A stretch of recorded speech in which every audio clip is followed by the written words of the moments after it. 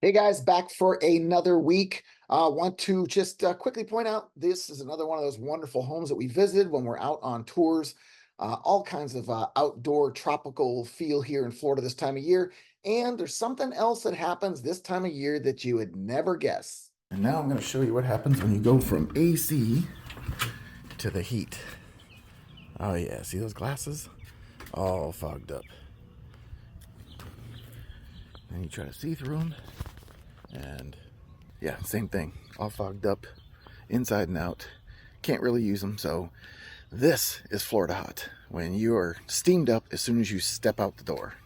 Okay, so that's just one of our challenges while we're talking about that, how you're fogging up and everything after you come out of the AC.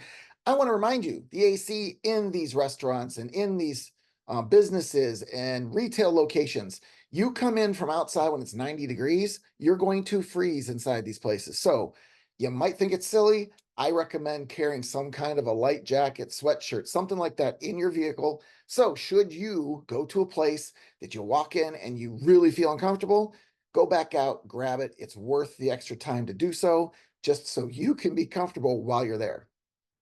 Anyway, this video has nothing to do about these conditions of living in Florida. We're going to be attacking that soon coming up because we're about to roll into our summer months here, and that presents a whole nother world of problems if you haven't been here in Florida in the summer before.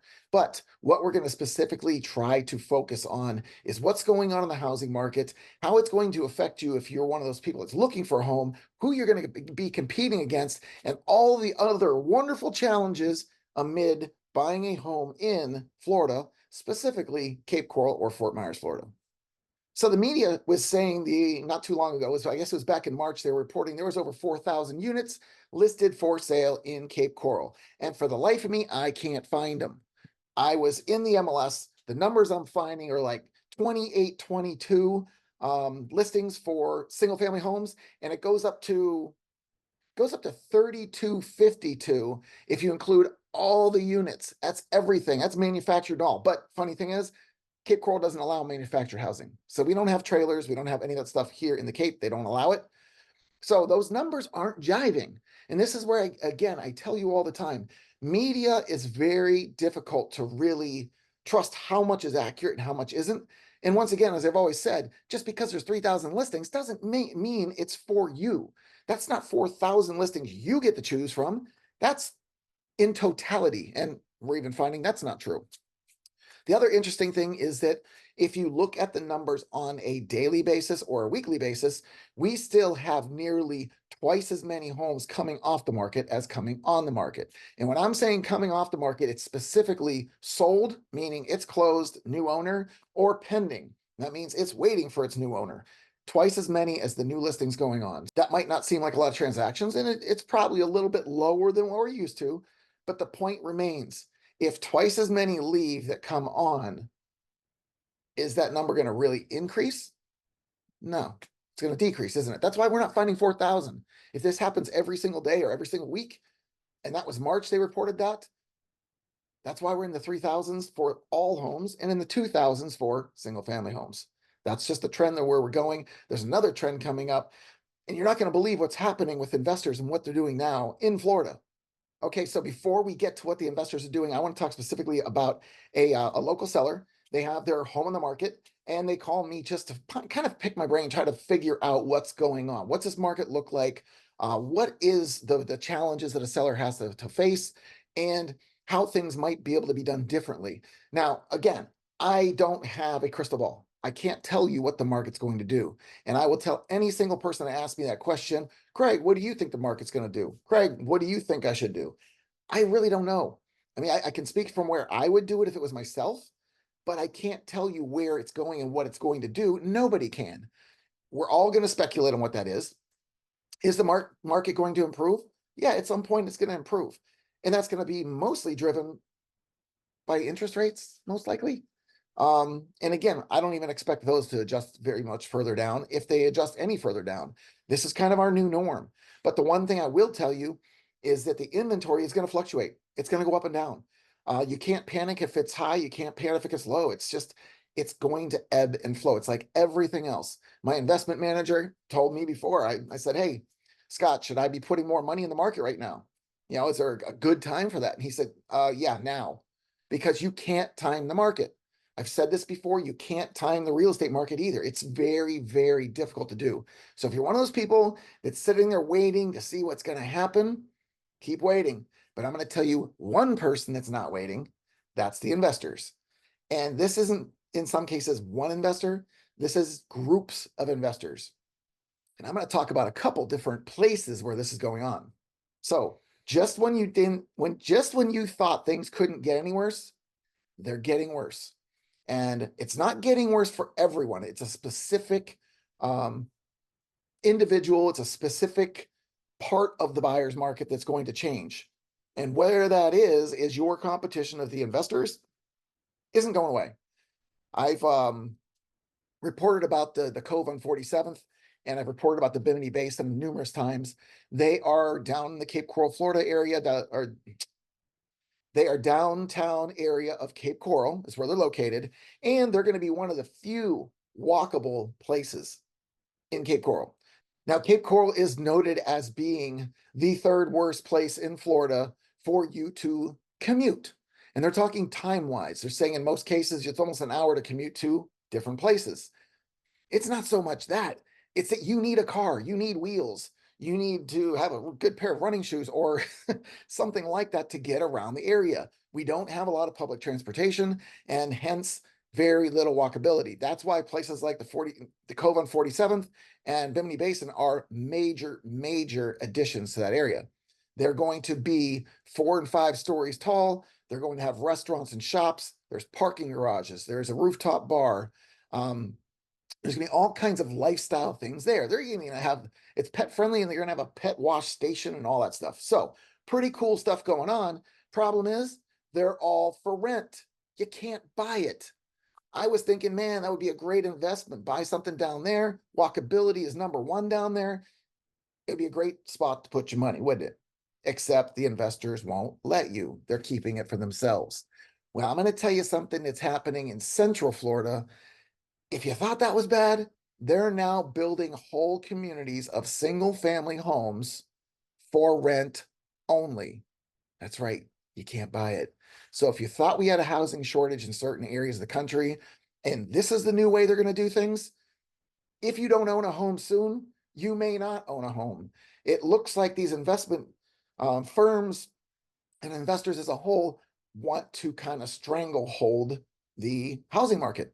And the more homes they can buy and put up for rent, the more people are going to be stuck in the same situation of never realizing the American dream of home ownership. So you can continue sitting on the fence and wondering what's going to happen, or you can jump in, get off that fence, get going on something to get you the piece of Florida that you're looking for. Now, to make the matters worse, there's an article that was just put out a couple days ago. There's 2 states that are really, really in a bad way regarding rents being higher than what a mortgage would be, and they're Arizona and Florida. And yes, Cape Coral is on that list.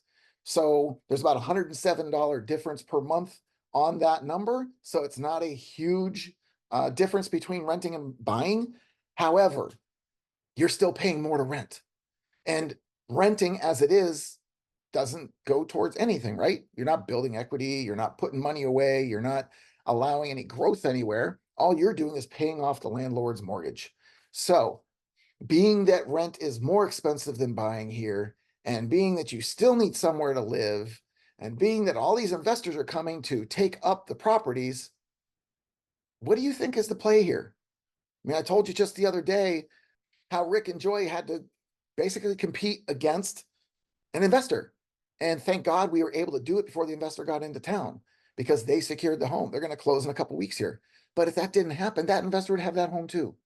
So as much as I'd like to tell you that things are going to be rosy and you're going to have all kinds of options down the road, I can't tell you that because I don't know. But I do know the people that are not sitting back and waiting, and that's the investors. Everything I've just talked about, everything I've shown you, it's proof in the pudding that it's happening. So you can either believe in it and plan for it accordingly, or you can stay in denial and wait and see what happens. Now, another cool thing that's going to help affordability for homeowners is there's 8 different insurance companies now in Florida that are going to be locking in or reducing their insurance rates. Yes, I said reducing. They're actually putting a plan together to start dropping the insurance rates. Remember, these are new companies that came into the area. I think Citizens is the only one that really is the big policy holder in the area, and that's the state-run insurance group. But everybody else that's coming in doesn't have a lot of losses to record because they weren't here for Hurricane Ian, and they're coming in fresh. So it's going to give a lot of opportunity to people that might have really super inflated insurances. I showed last week an insurance company you can contact. I'd say just reach out to us anytime, call, text, or email. We'll be happy to give you all the information regarding the insurance companies that we have. There's a couple that really stand out above the others, but insurances are going to get better. This is what we are waiting for, and it's on the way. Now, one thing that you probably didn't know about Florida is it gets really hot and shade trees are at a premium. Yes, people fight for the shade under trees, but I'm going to tell you one reason why you may not want to do that. I was out and about on my trek. I have step goals that I have hopefully on a daily basis, hopefully on a weekly basis, basically whenever I can get there. But I noticed that the staining on the sidewalks, the roads, anything that's underneath these oak trees and sometimes palm trees, it is staining the surfaces below. That means if you're parking your vehicle under these trees on a daily basis, you could be doing damage to that car that would be irreversible. So pay close attention to what the area under the tree looks like before parking there. And if you see a bunch of staining, it's that rust color, deep brown, just actually all kinds of shades of brown that are nasty all over the ground, that's going to be on your car. And especially if you have white or silver or cream, any of those lighter colors, you're looking for trouble. Just giving you a heads up, shade tree might not be your best option. Now, a pet peeve of mine, this happened the other day. You know how much I love these drivers, right? Left lane lingerers, number one. Next favorite is the people that feel they have to cross over a lane to make a turn. We're talking about a basic right turn, right? That means if there's any gap coming, all you do is make the turn. They're waiting to make the turn to the far lane because they're going to be turning at the intersection that's a quarter mile down the road. Yeah, you can see why it's a pet peeve of mine. Why don't you try turning and then merging? Okay, let's do this. Turn and merge. See, pretty simple, right? Tell all your friends, if they're the people that have to cross over to make a turn, tell them to turn and merge. It'll save some angst for other people. All right, so another thing that I saw this week that I wanted to point out is that if you own a piece of land in Cape Coral, you're most likely on the Cape Coral lot mowing program. You can find this in your tax bill at the end of the year, and it will have a specific spot that says mowing. That mowing bill, the one that I pulled up, was $126 for the year. So as you can imagine, $126 to have a lot mowed throughout the year is a darn good rate. The city does this to keep things looking as nice as possible. And I know you can drive around right now at this time of year. A lot of places don't look nice. The grass is all brown in many cases. If it's green, it's because they're either having some kind of service spray the lawns or they're just watering a little bit more. But either way, green is not the dominant color this time of year. We do have an awful lot of brown that comes up. Now, the police in our area are starting to use drones, and they're going to be using it for different reasons. They're saying that they'll get out to emergency situations faster, to where there's accidents and things like that. Try to help navigate the emergency services around wherever the accident is. Maybe get them in there a little easier. Do some kind of preventative or do some work in advance of the services showing up to help out at these different things. Now, it can also be to track criminals. If there was a robbery at a bank downtown or something, drop a drone, see if you can find these people before they hide out somewhere. If there's a stolen vehicle and it's reported and they see this car flying down the road, you see helicopters and stuff chasing them, right? Why not a drone? So we're going to start using drones locally with the police. How they're going to be used specifically, we're not sure. Not sure if they can do traffic enforcement with it, but I'm sure they'll figure out a way to do that.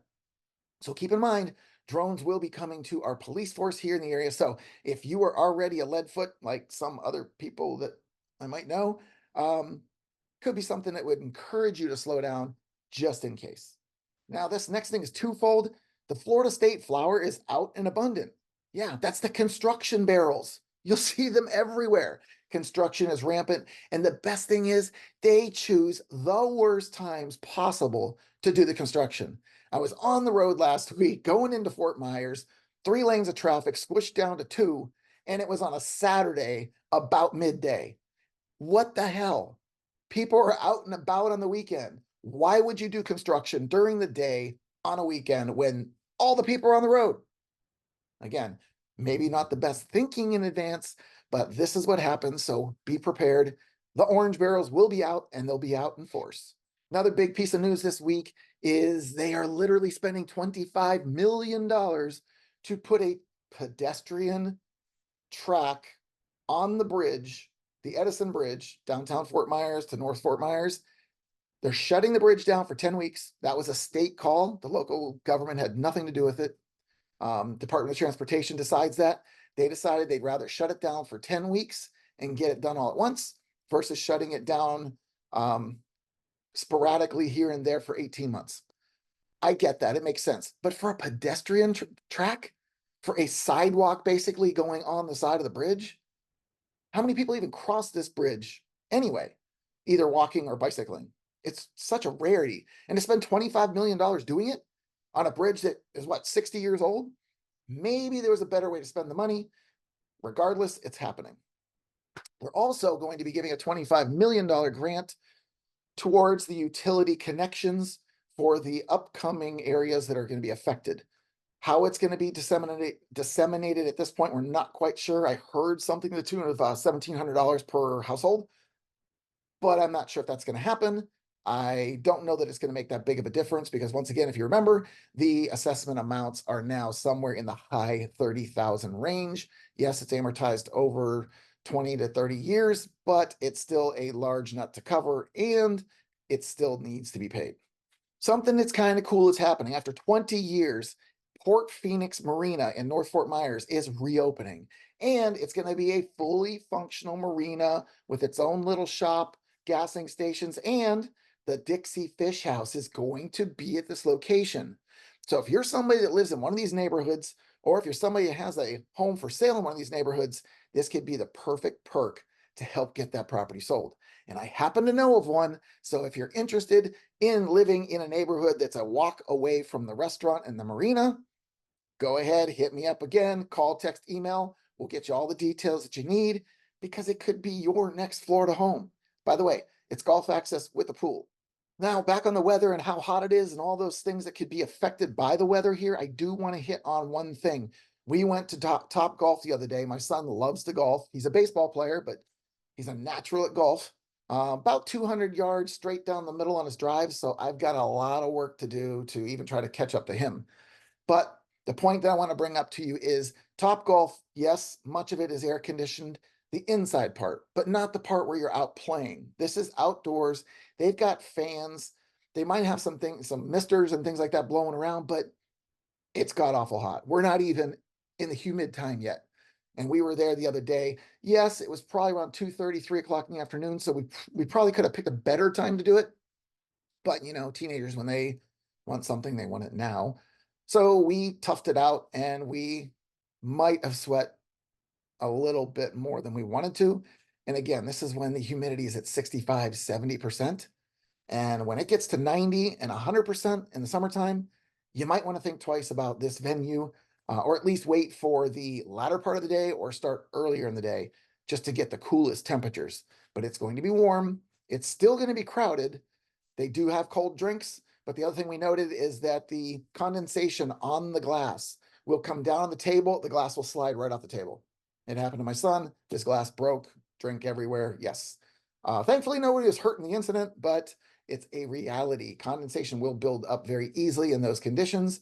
And any of your outdoor entertainment, you really have to schedule it out. Unless you're going to be on the water or in the water, then it really doesn't matter either way. Okay, so that's a little bit more about what's going on in our area, what the housing market's doing, how the numbers really look, and the way you could be affected if you're going to be in competition with some of these investors. Anyway, if you want more information on living in the Florida area, Cape Coral, Fort Myers, any of that, check out one of these other videos. If you need further information beyond that, call, text, email, Zoom call, use the app that we have, all kinds of ways to contact us and get in touch so that we can better serve you in your transition to Florida. And as always, I've got your back when moving to the Gulf Coast.